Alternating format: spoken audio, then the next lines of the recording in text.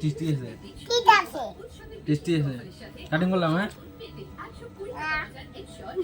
একবার মাছ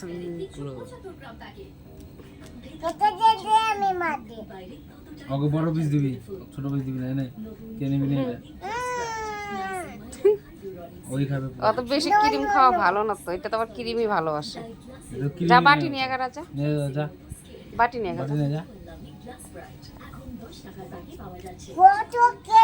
কত কেক দেয় রে? হ্যাঁ খাবো না সব। হ্যাঁ খাবো না, আমি সব খাবো।